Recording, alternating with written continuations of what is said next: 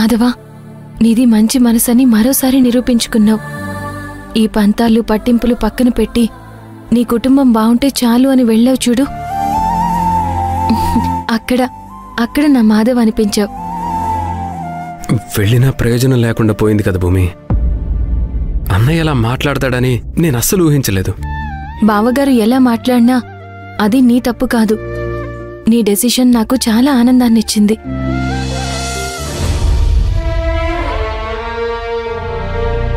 ఆ భానుప్రకాష్కి డబ్బులు తిరిగిచ్చి వాడి చేతులు అన్నయ్య మోసపోకుండా కాపాడుకోవచ్చు అనుకున్నాను.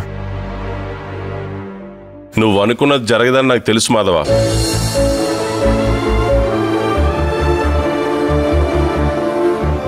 ఏమ్మా, కలిసిపోయావు, నా ఉమ్మడి కుటుంబం నాకు దొరికిపోయింది అన్నావు కదా, ఇప్పుడేమైంది? ఇంకా ఎక్కడే ఉన్నారే? మీరు అక్కడ కాదు ఇక్కడే ఉంటారని నాకు తెలుసు, అందుకే ఇక్కడికి వచ్చాం. మాధవ్ చాలా గొప్పగా ఆలోచించాడు, కానీ బావగారే అది అర్థం చేసుకోలేదు ప్రసాదు. మీరు మాధవ్ మనసు మార్చుకున్నాడు అన్నంతవరకే ఆలోచించారు. నేను రాఘవ్ గురించి ఆలోచించాను. తను మారడని నాకు తెలుసు. ప్రతి మగాడి గెలుపు వెనక ఒక ఆడదే ఉంటుందని గొప్పగా చెప్తారు. ఓటమి వెనక కూడా ఆడదే ఉంటుంది.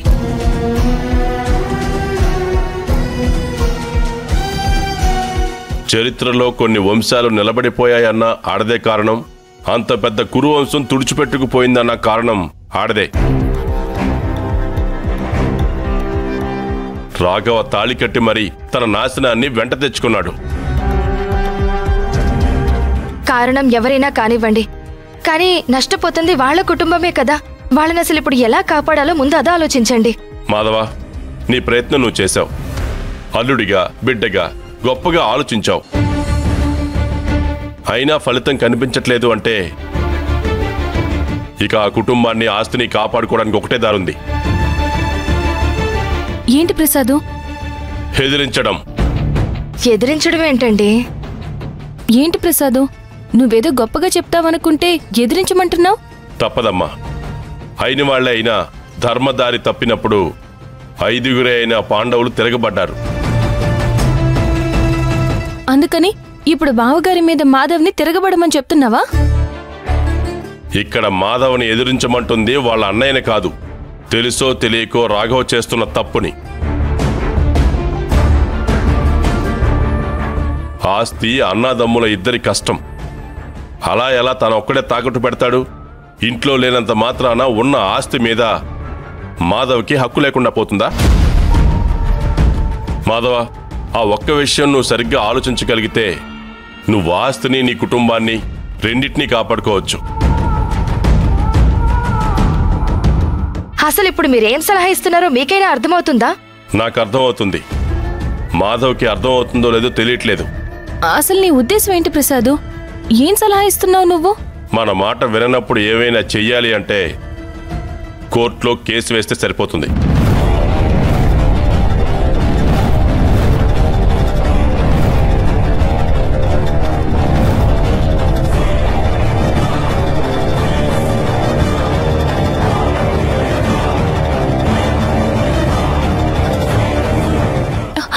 పెద్ద మనిషివి, నువ్వివ్వాల్సిన సలహా అయినా ఇది?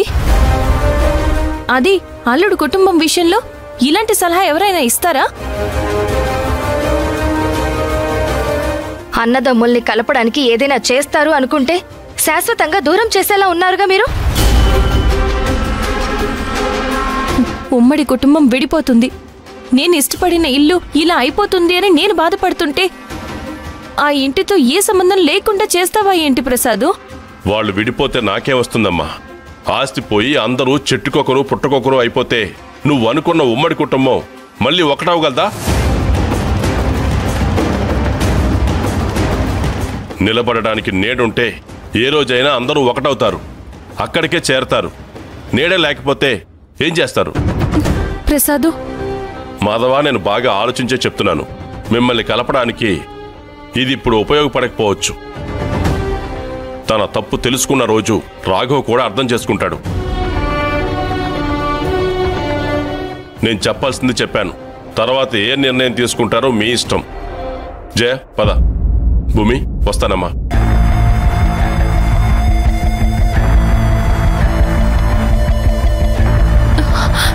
మాధవ, మా నాన్న చెప్పింది నాకు అస్సలు నచ్చలేదు. బావగారి మీద కేసు పెట్టడం ఏంటి? అలాంటి పిచ్చి పిచ్చి నిర్ణయాలు నువ్వేమీ తీసుకోవద్దు.